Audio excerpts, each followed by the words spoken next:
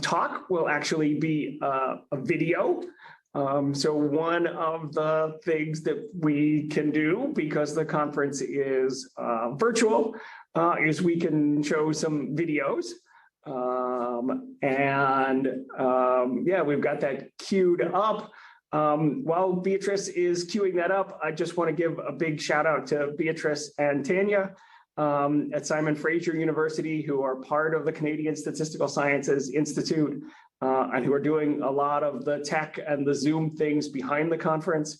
And so really appreciate the help from both of you, and also the support from Kansi. And so this video that we're going to show is from CJ Turtoro. CJ has an event today, so he couldn't be part of it, but he was willing to record his presentation for us. And so we're going to play that video. A little bit of background on CJ. He's a high school teacher and adjunct professor from New Jersey with a master's in applied statistics from Penn State. He started writing about the Devils 9 years ago at In Lou We Trust, later renamed All About the Jersey, and currently contributes to Infernal Access. CJ first started doing analytics work at a league-wide scale by visualizing Corey Snyder's tracking work in 2017-18 on Tableau, and presenting on the repeatability and predictability of the metrics at RIT Sports Analytics Conference. Since then, he's published research on a wide range of topics, including NHL aging, point equivalencies through networks, and war.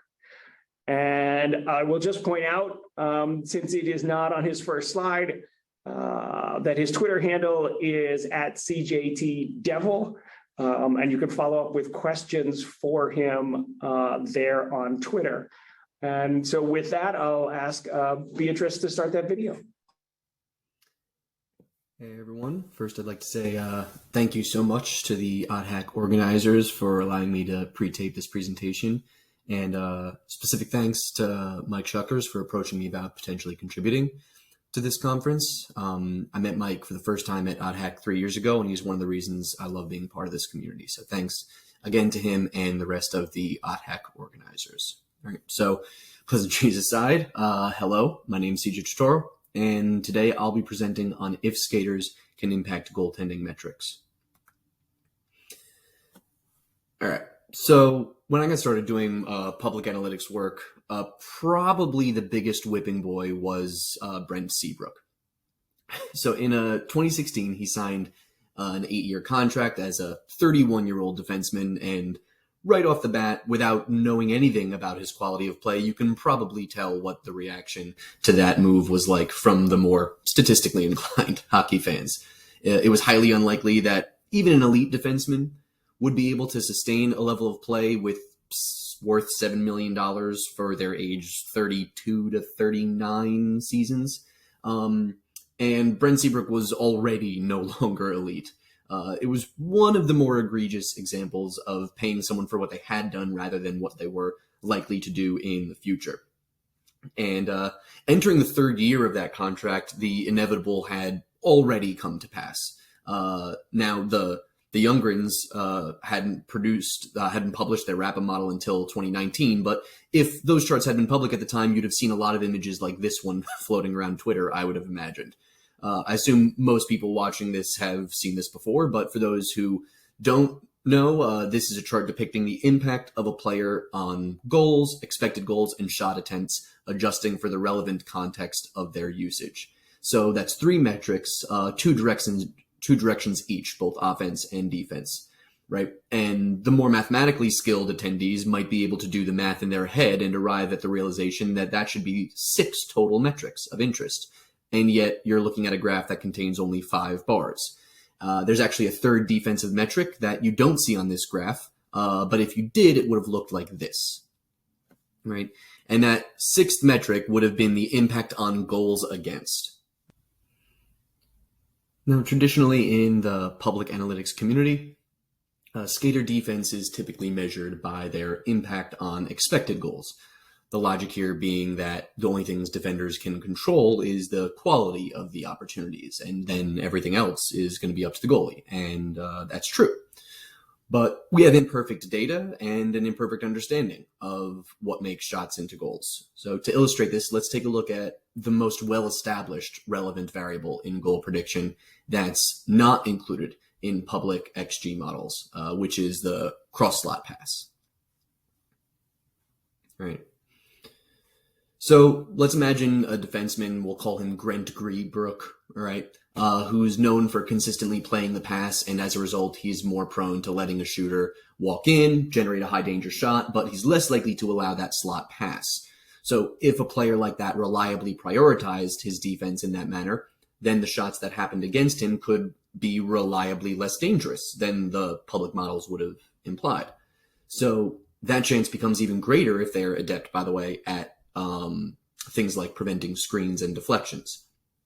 So does Brent Seabrook play like this fictional Grant Griebrook does?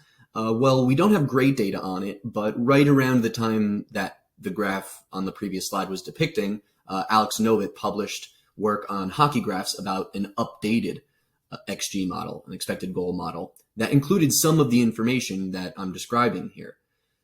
And according to the tracked data from 2016 to 2018, Seabrook does seem to exhibit some of the skills we'd have guessed he would from this data. Of the 337 skaters that had 500 plus unblocked shots against in the data set or tracked, Seabrook allowed the 16th most dangerous average shot with a 6.14 Fenwick shooting percentage. So when Alex incorporated Corey Schneider's tracking data to that had actually gone down from 6.14 to 5.88, and his shots went from being the 16th most dangerous to the 87th most dangerous. So that's a shift of about 20 percentiles, and that's in the top 50 among those 337 skaters in terms of the biggest decrease in shot danger. So there is reason enough to believe that there may be some skills lingering beneath the surface that are forcing his impact on expected goals to be inflated relative to his impact on the actual goals. Right. So it might be a thing, but for something to count as an actual skill, it needs to be repeatable. Is he able to do this every year?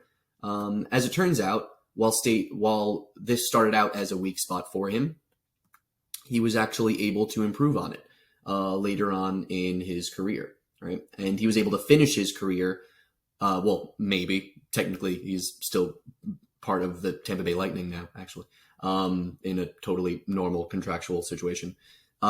He was able to finish the year with 6 straight seasons in a row of positive impact on goals relative to expected goals. And in the highlighted section that you see here, he actually had the highest such differential in the NHL, according to our projection system that we're going to be describing in a second. That was the highest average over the course of 3 years difference between, again, Rapham goals against rate versus Rapham expected goals against rate. All right.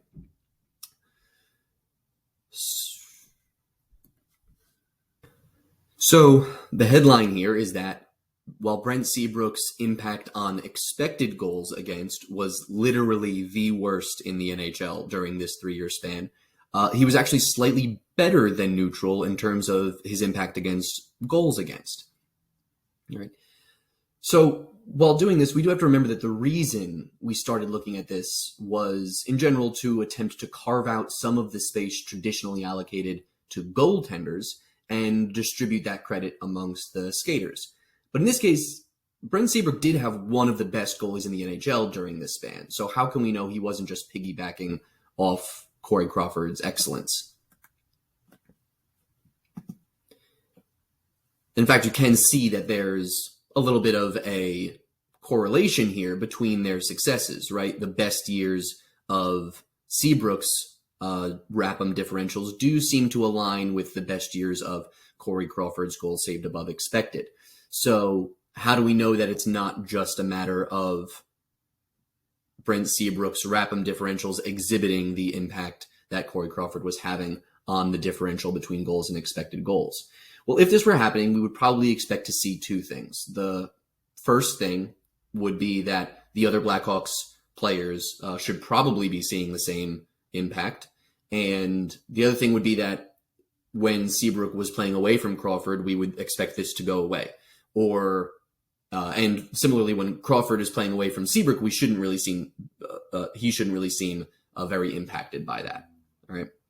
So on that first point, if we try to look at the rest of the Chicago defenders, then we see that that's not really happening for them. In fact, the average of all of the remaining Chicago defenders during this 3-year span actually had a RAPM differential of negative 0.02, which means that they were pretty much exactly what you would have expected.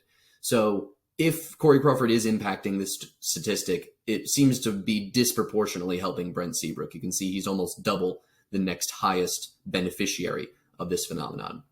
And on the second point, if we look at just the time they spent apart from one another, we can see that there's plenty left over to credit to Seabrook without Crawford.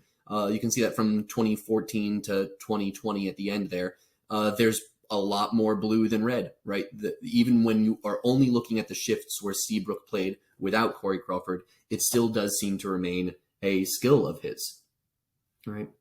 So summarizing up here, there is reason to believe that a player like Seabrook could possess a skill set that systematically undervalues his defensive play when using expected goals as a response variable.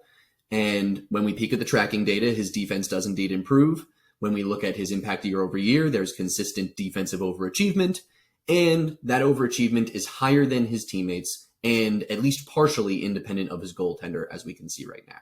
So what the question now becomes is, can we verify that this exists on a league-wide scale? And more pointedly, just how much of the goaltending metrics can we attribute to the defense and skaters in general?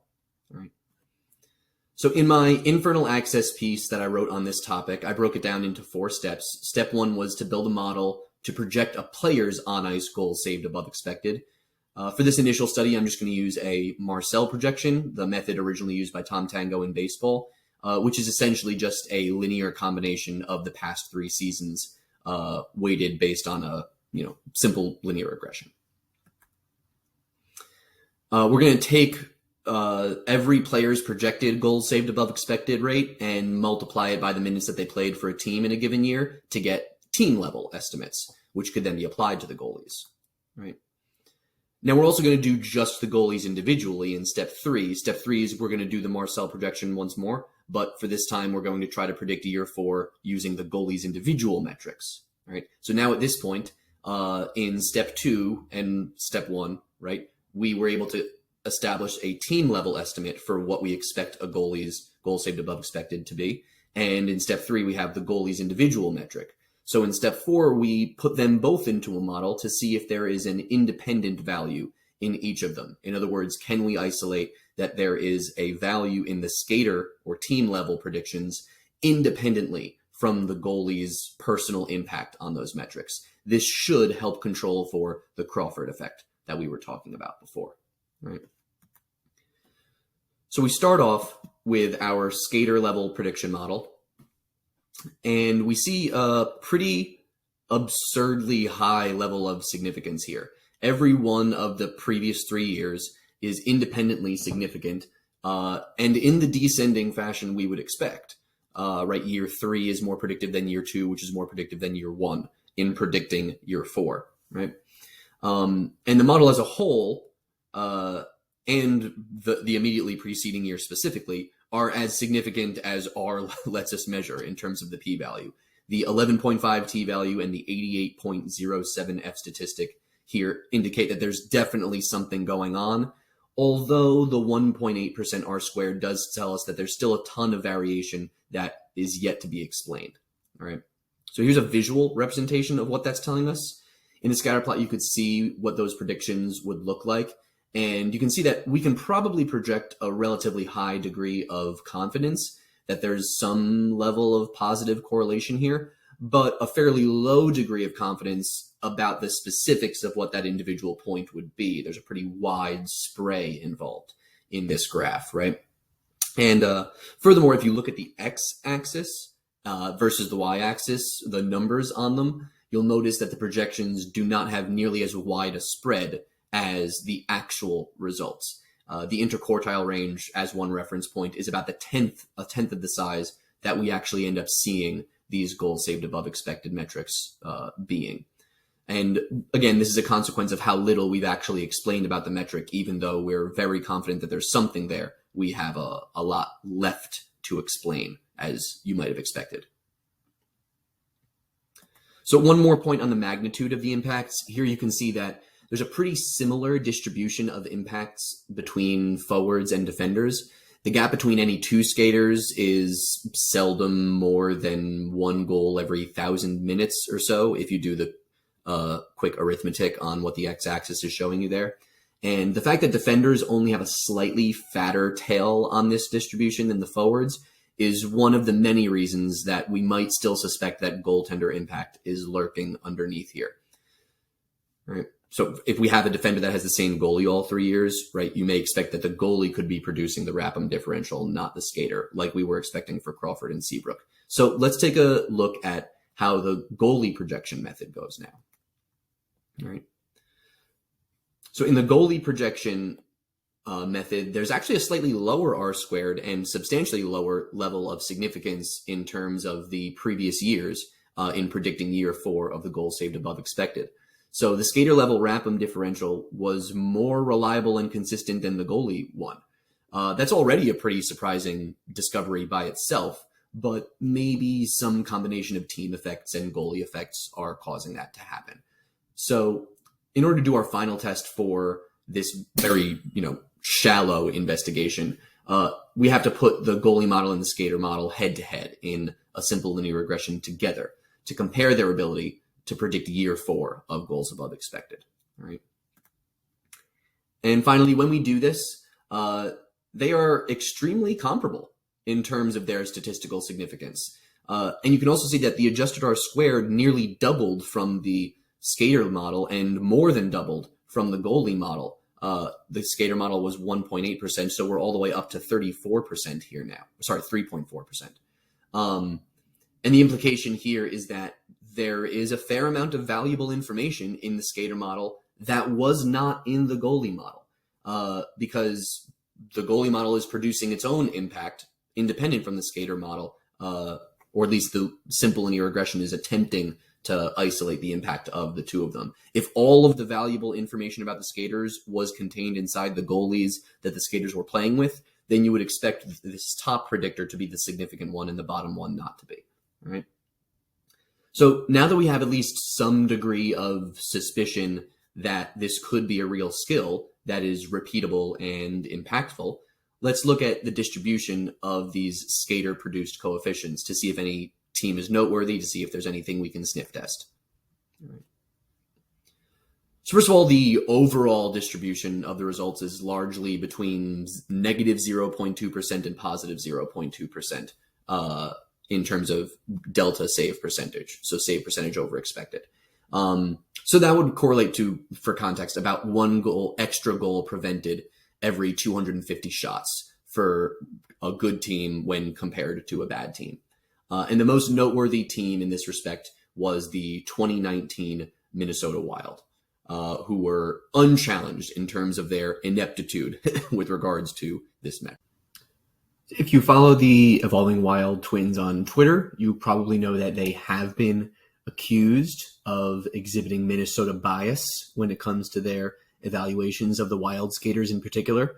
Let me say at the onset here that I believe that that is, absolutely, without a doubt, factually correct. Right? I'm just kidding. I love you, Josh. Luke, not so much.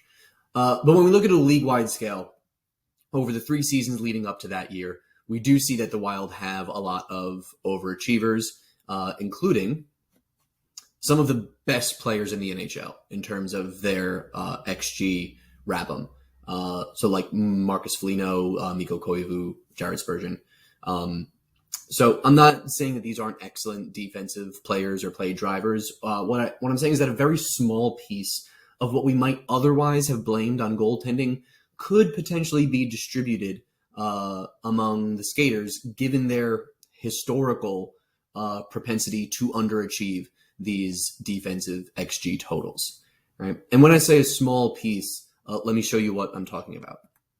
All right. So the blue graph here is the actual save percentage above expected, whereas the red is what the adjustment sizes would have been for the team level skater predictions. So once again, you can see that the actual size of the save percentage is about 10 times larger than the adjustments that we would make to it. So they're fairly minor in comparison to the actual results. And if we perform those adjustments, let me just show you one example of what that would look like. All right. So you can see that this would be an example of a top 10 leaderboard for last year, the 2021 season. So on the left, you see the actual save percentage above expected. And then on the right, you see their team adjusted save percentage above expected after we account for the ability of their skaters to reliably over or underachieve. And only minor changes are made. Nobody moves more than a spot or two. And you can see that it's the exact same 10 goalies, but just in a slightly different. So to sum up here, here's some of our big takeaways. First of all, skaters seem to exhibit repeatable defensive over and underachievement in terms of their defensive expected goal impacts. Their ability to have their RAPM goals against numbers differ from their RAPM expected goals seem to be at least somewhat repeatable. Secondarily, when summed up at the team level and placed into a model with goaltender predictions, the team level predictions seem to retain their statistical significance, and that statistical significance is comparable to that of the goaltenders themselves. However, these adjustments that we would perform based on this new information are relatively minor, worth only about a goal every 10 games or so, in even the most extreme comparative cases. So on where to go from here, this is where I expose myself for a lot of the shortcuts that I had taken in a article that took me about 5 hours to, or less, 2 hours probably, to write. The first thing is improved data. I didn't use game or shift level rosters. I used season level ones. So this is every goalie on the team got the same adjustment, regardless of what the rosters looked like in the games that they played. We could also use per shot data for skaters rather than per 60, because I used per shot data for the goalies, but per 60 for the skaters. Again, this was because originally this was just an article that I wrote for a weekend. We could use the rink adjustments. There was a few weird things going on with, for instance, the Rangers goaltenders, which might be because the RAPM model, the XG model, didn't include the MSG bias. We could include, and then these last two are more advanced. You wouldn't be able to do these from using the raw data. This would be if you were creating your own model, but we could consider trying to include goalies directly into models like RAPMs, or skaters into things like the goal odds that people like Micah have calculated for goalies, to see if there's anything reliable there. And that's all just from the data end of things. We could also then, in our handling of the data, improve the models. We could use Bayes to try to figure out the distribution of the impacts and adjust the posterior based on player level calculations. We could use more years, or we could do more recency weighting with regards to game levels, or we could use every year that they have and weight it due to recency. And we could also, I don't know if there's any reason to suspect a difference between forwards and defenders in this respect. My gut says defenders should have a wider distribution, but we could treat these models completely separately to see if there's any sort of impact there as well. Another thing that I didn't list here, but that is we should probably consider, is the coaching impacts, because some of the teams at the extremes do have coaches that we know have an ability to over or underachieve their expectations, right? And that was everything for me. So thank you all for bearing with me through this. And thanks again to the organizers and Mike for allowing me to pre-tape this, right? Have a great conference, everyone. All right, take it easy.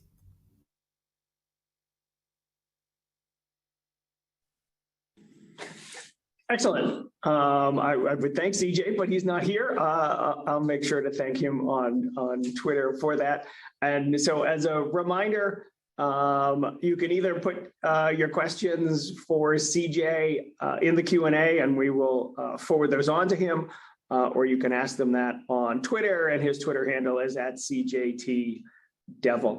That wraps up sort of the morning session.